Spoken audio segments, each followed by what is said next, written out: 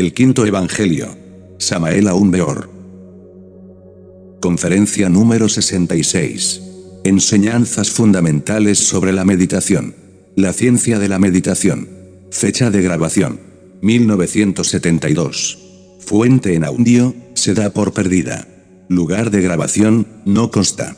Contexto: segunda cámara. Vamos a platicar un poco sobre la ciencia de la meditación. Ante todo, debemos estar preparados en forma positiva para recibir estas enseñanzas de tipo superior, a fin de aprovechar debidamente el tiempo. Ha llegado la hora de comprender la necesidad de darle más oportunidad a la conciencia.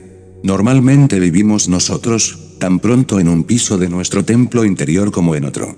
Hay gentes que viven siempre en los pisos más bajos. ¿Cuáles son? Aquellos que se hallan concentrados exclusivamente en el instinto y la fornicación, es decir, en los pisos cuarto y quinto, centro del instinto y centro sexual, pisos usados en forma negativa. Hay otros que viven en el piso tercero o centro motor, y de ahí no salen, siempre se mueven dentro del molde de determinadas costumbres, dentro del carril de ciertos hábitos y nunca cambian, como el tren que siempre anda sobre los mismos rieles o carriles paralelos, y estas gentes que viven en este tercer piso están tan acostumbradas a su tren de hábitos, que de ninguna manera están dispuestos a dejarlos. Hay quienes viven en el primer piso, que es el centro intelectual, otros viven normalmente en el segundo piso, el de las emociones inferiores, etc. Quienes viven en el centro intelectual, todo lo quieren volver racionalismo, análisis, conceptos, discusiones, y de allí no salen. Otros hay que habitan exclusivamente en el centro de las emociones, dedicados a los vicios del cine, los toros, gallos finos, carreras de caballos, carreras de bicicletas, en fin, ese es su mundo reducido y estrecho, vivir encerrados dentro de la esclavitud de las emociones negativas, y jamás se les ocurre escaparse de tales habitaciones. Se hace necesario, pues, insistir en el aspecto de darle más oportunidad a la conciencia. También existen diferentes tipos de sueños, existen sueños intelectuales, también los hay emocionales, hay también sueños que pertenecen al centro motor, y sueños sexuales o que se relacionan exclusivamente con actividades del sexo. Estos sueños reflejan situaciones vividas durante el día, es la repetición de las actividades diarias. Si la persona vive en el piso de las emociones, sus sueños reflejan situaciones de terror, de locura. Si vive en el piso sexual, sus sueños serán lujuriosos, de adulterios, fornicaciones, masturbaciones, etc. Si los sueños pertenecen al centro instintivo, entonces se manifiestan reflejos en los sueños tan incoherentes, tan sumergidos, que se hace muy difícil poder entender tales sueños. Cada uno de los 5 centros de la máquina humana produce determinados sueños. En nombre de la verdad, tenemos que decir que solamente los sueños que corresponden al centro emocional superior, o sea, el séptimo centro, son dignos de tener en cuenta para su consideración. Lo mismo sucede con los aspectos positivos del sexto centro o centro mental superior. Los sueños de los diferentes centros inferiores de la máquina humana no tienen la menor importancia, sea el motor o el emocional, el sexual, instintivo o intelectual, no valen la pena dichos sueños. Necesitamos saber apreciar y distinguir a cuál centro corresponde tal o cual sueño. Esto solo es posible conociendo las actividades de cada uno de los 5 cilindros de la máquina humana. Los sueños relacionados con el centro emocional superior son los más importantes porque en ellos encontramos dramas debidamente organizados, de acuerdo con las actividades diarias de nuestra conciencia, si es que le hemos dado oportunidad para que trabaje. Lo que sucede es que aquel rayo de la creación, del cual emanamos, todo lo construye por medio de ese centro emocional superior, o sea, que se manifiestan las diversas partes superiores de nuestro ser relacionadas con el rayo de la creación. Utilizan al centro emocional superior para instruirnos durante las horas del sueño, entonces se presentan escenas bien organizadas, claras y precisas. El propósito es hacernos comprender claramente el estado en que nos encontramos, hacernos ver nuestros errores, nuestros defectos, etc., etc. Es claro que el lenguaje del centro emocional superior es simbólico, alegórico y corresponde más bien a la cábala hermética, a la hermenéutica, etc. Incuestionablemente, es por medio de ese centro como cualquier persona dedicada a los estudios esotéricos puede recibir información correcta y precisa.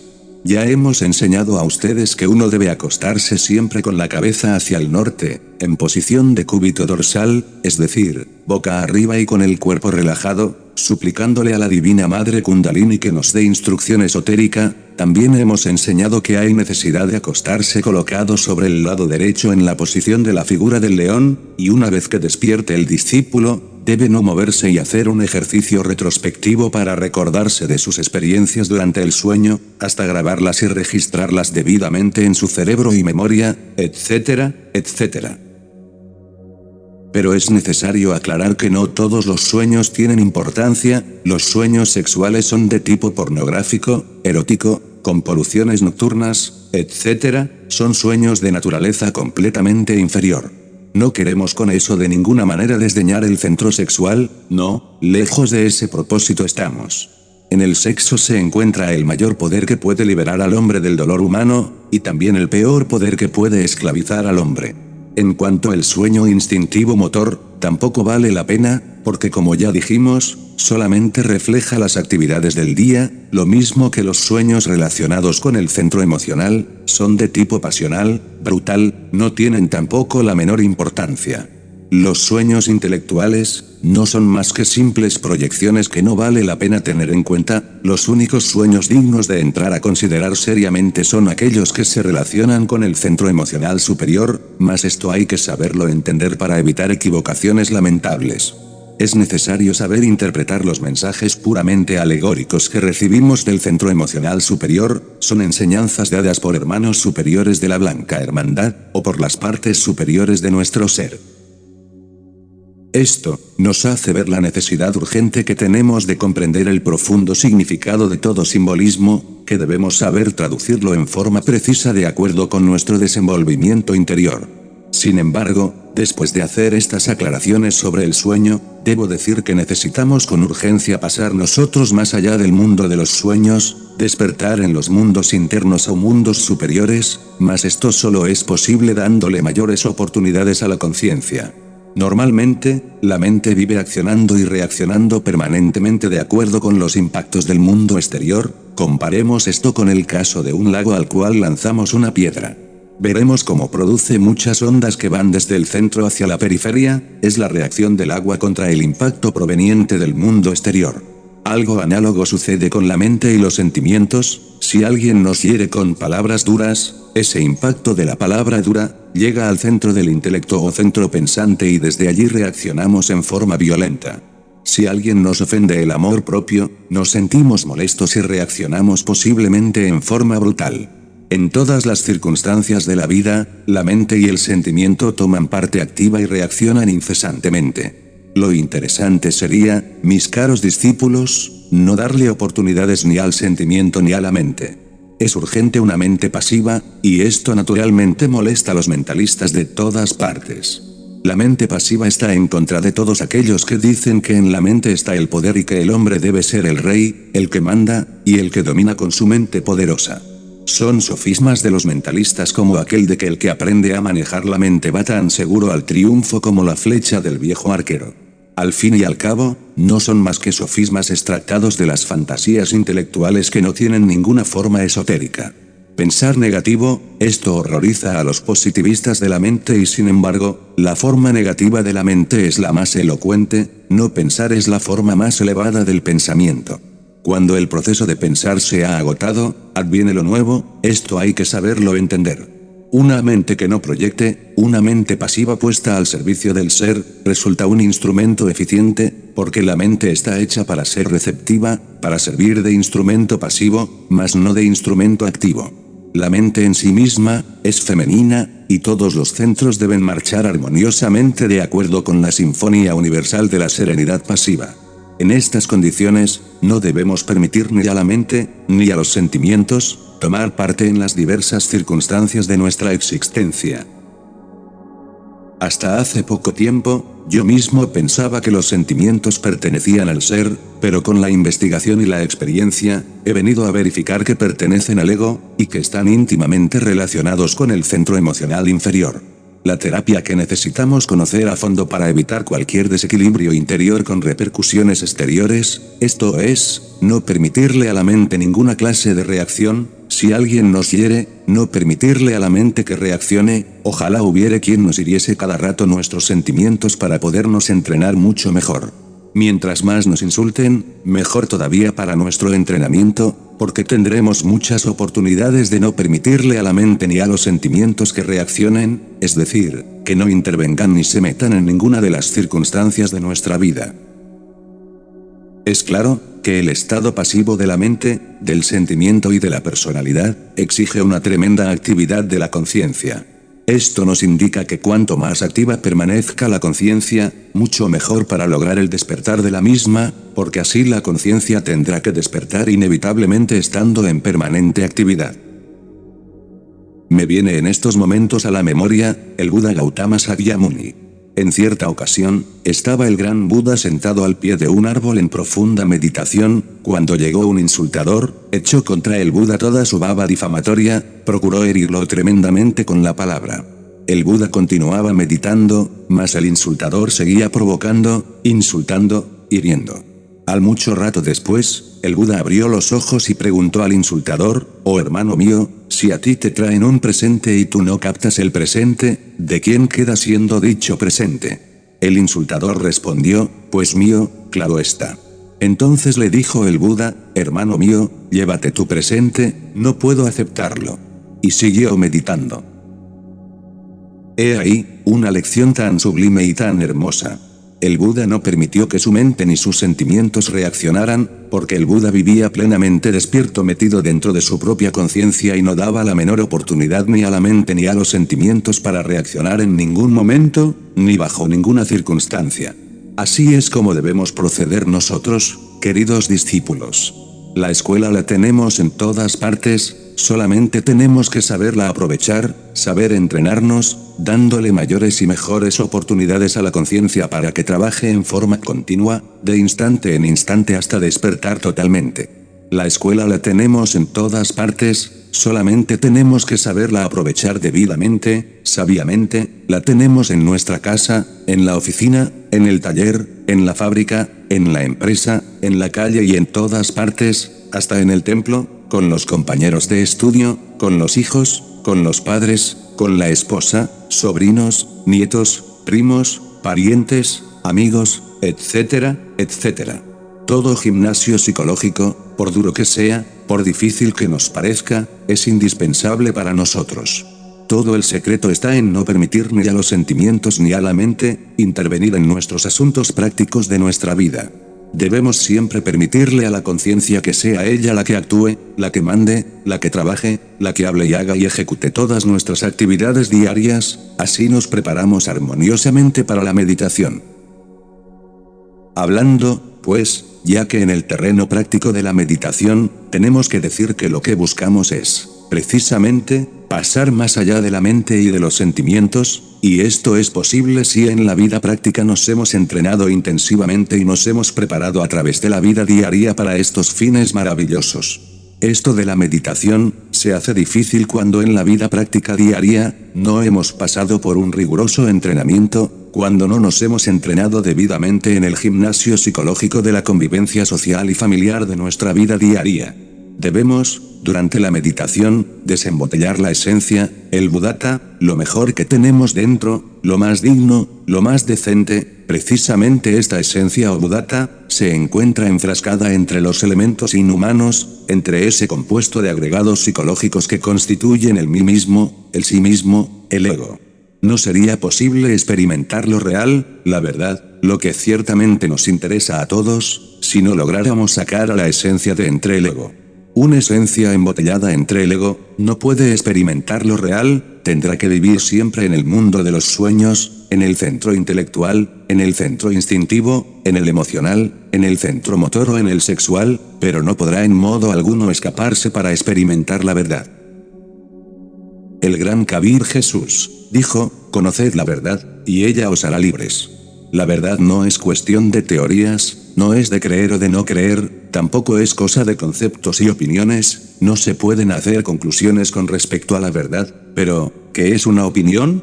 Es una proyección de un concepto con la duda, y el temor de que sea otra cosa la verdad, pero, ¿qué cosa es un concepto?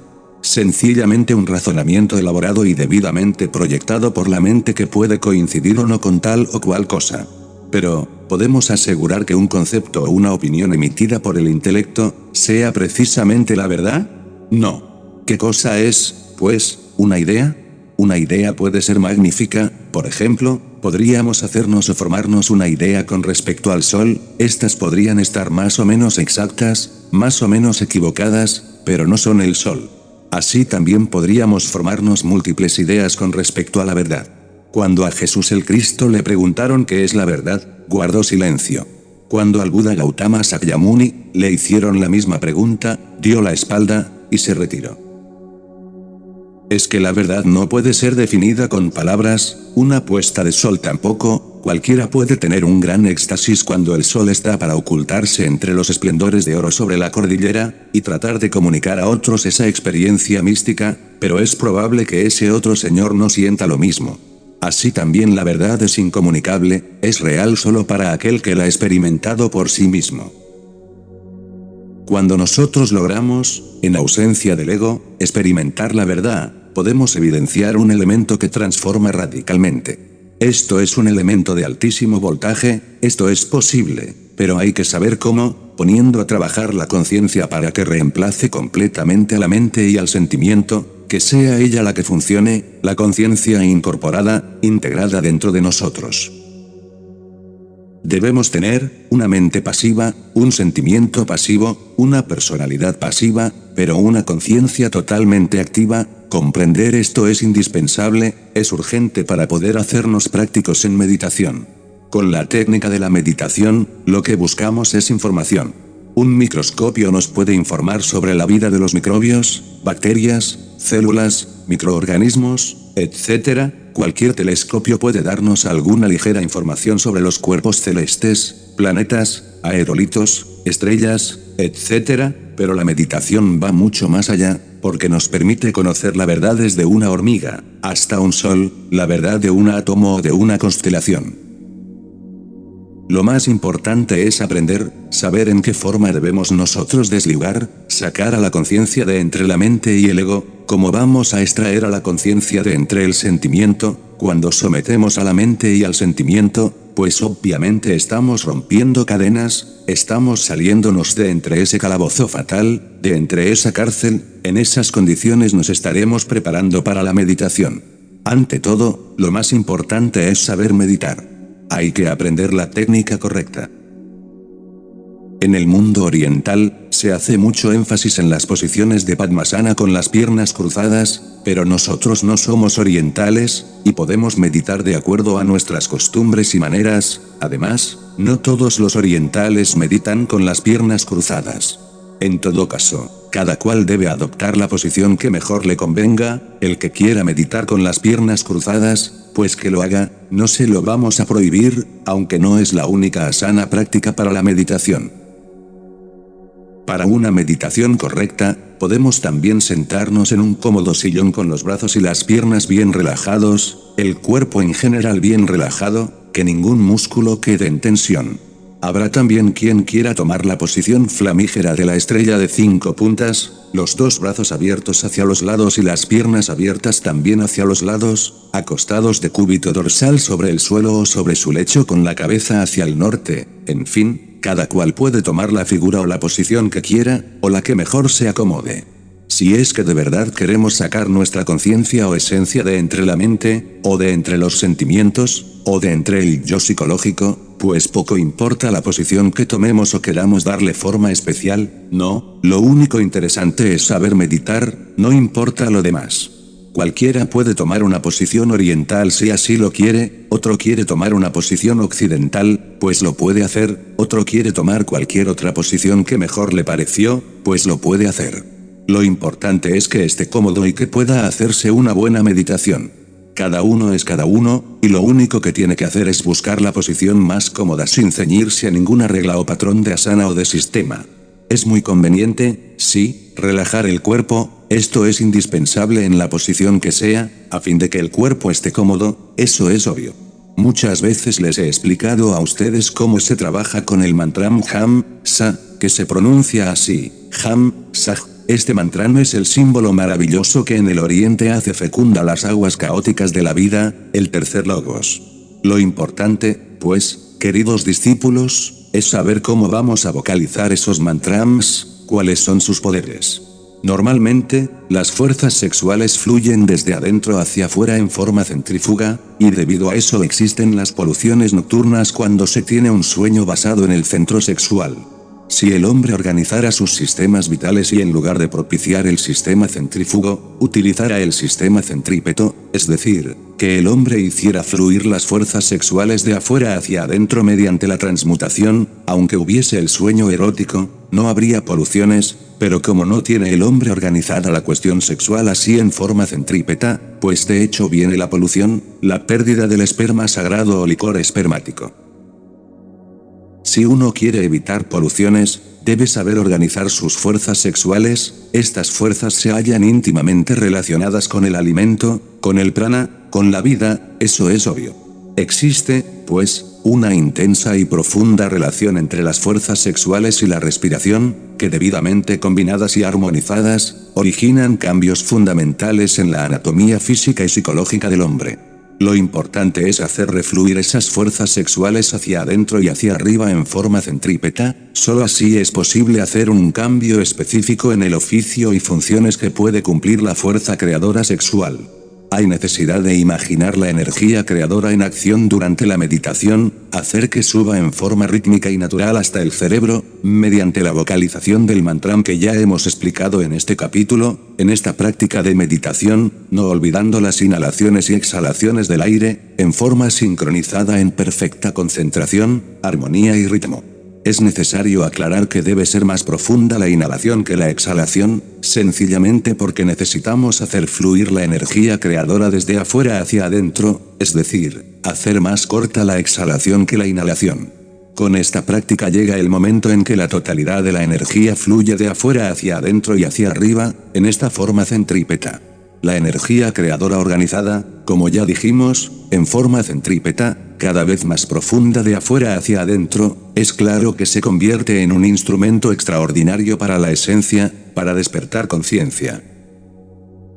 Les estoy enseñando legítimo tantrismo blanco, esta es la práctica que usan las escuelas tántricas de los Himalayas, y del Indostán, es la práctica mediante la cual se puede llegar al éxtasis, al samadhi o como le quieran denominar. Los ojos deben estar cerrados durante la práctica, no se debe pensar absolutamente en nada durante esta meditación, pero si desafortunadamente llega un deseo a la mente, lo mejor que podemos hacer es estudiarlo sin identificarnos con dicho deseo, después de haberlo comprendido íntimamente, profundamente en todas sus partes, entonces dejarlo listo para someterlo a muerte, a la desintegración por medio de la lanza de Eros. Pero si nos asalta el recuerdo de algún acontecimiento de ira, ¿qué debemos hacer? Suspéndase por un momento la meditación, y trátese de comprender el acontecimiento que nos ha llegado al entendimiento, hagámosle la disección, estudiémoslo y desintegrémoslo con el bisturí de la autocrítica, y luego olvidémoslo y continuaremos con la meditación y la respiración.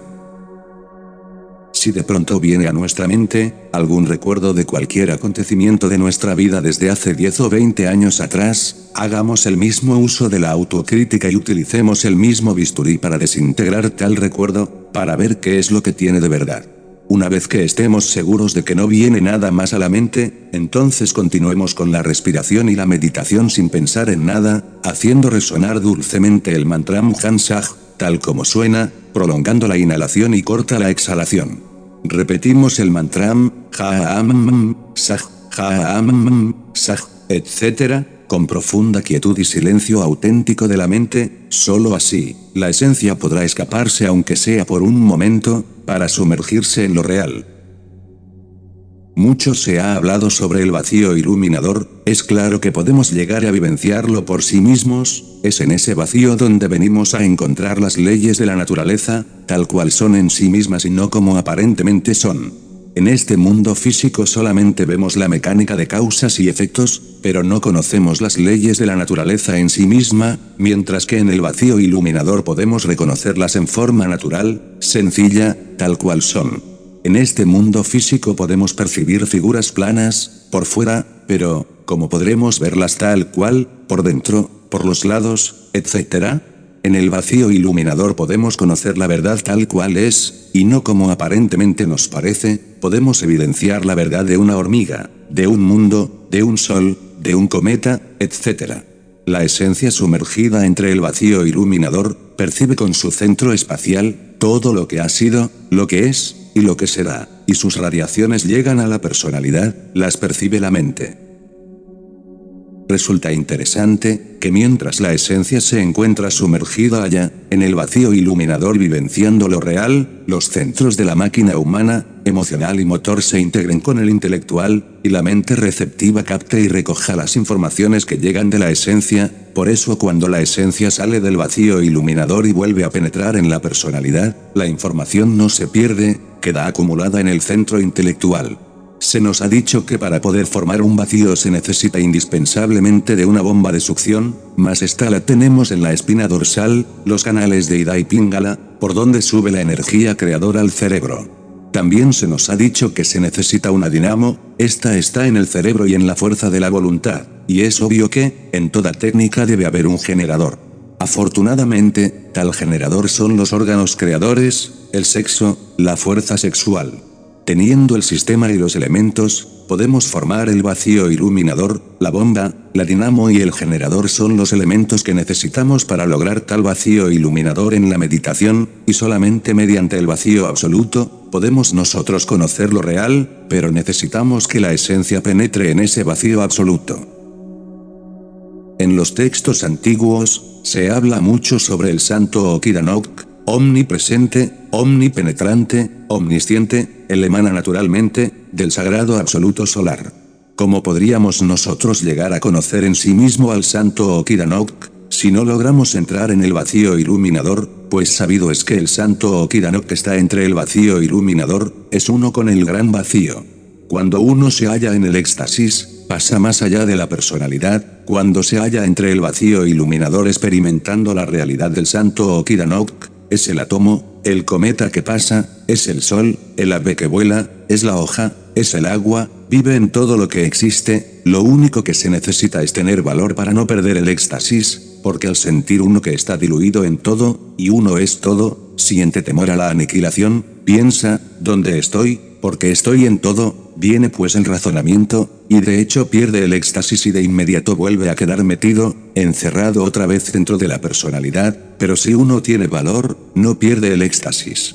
Uno en ese momento es como la gota que se sumerge en el océano, pero hay que tener en cuenta también que el océano se sumerge entre la gota, eso de sentirse uno siendo el pajarito que vuela, el bosque profundo, el pétalo de la flor, el niño que juega, la mariposa, el elefante, etc., eso trae consigo al razonamiento y el miedo. En ese momento uno no es nada, pero lo es todo. Esto pues produce terror, y por consiguiente, fracasa el experimento de meditación. Es pues, en el sagrado sol absoluto donde se viene a conocer la verdad. En el sagrado sol absoluto no hay tiempo, allí el factor tiempo no tiene existencia, allí el universo es unitotal y los fenómenos de la naturaleza se suceden fuera del tiempo. En el sagrado sol absoluto podemos vivir en un eterno instante. Allí se vive más allá del bien y el mal, convirtiéndose en radiantes criaturas. Por eso cuando uno ha experimentado alguna vez la verdad, no puede ser como los demás, que viven solamente de las creencias. No, allí uno experimenta la necesidad imperante e inaplazable de trabajar en la autorrealización íntima del ser, aquí y ahora.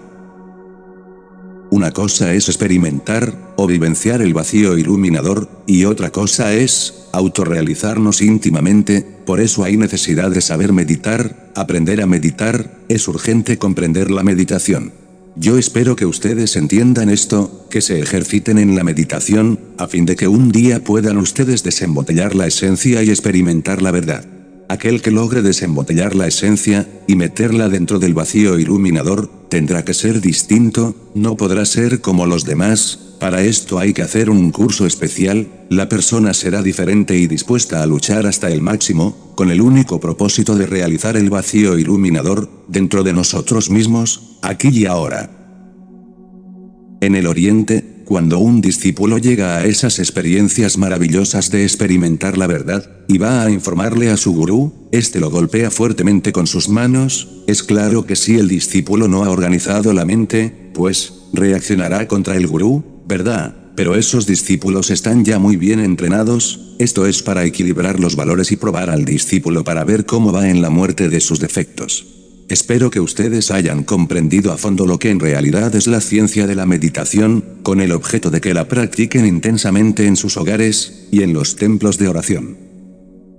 ¿Tienen alguna pregunta que hacer? Con entera libertad, quien quiera puede preguntar. Pregunta. Maestro, ¿cómo hacemos para dominar el miedo, cuando sentimos que caemos en el vacío iluminador durante la meditación? Respuesta del maestro Samael. Hay necesidad de combatir el miedo sometiéndolo a la desintegración, hasta convertirlo en polvareda cósmica, que no quede dentro de nosotros nada de esa entidad horrorosa del miedo. Para eso hemos dado las técnicas específicas para desintegrar defectos por medio de la lanza, y con la ayuda de la Madre Divina particular. De esto he hablado ampliamente en mi libro El misterio del áureo florecer. ¿Alguna otra pregunta quiere formular cualquiera de las personas aquí presentes?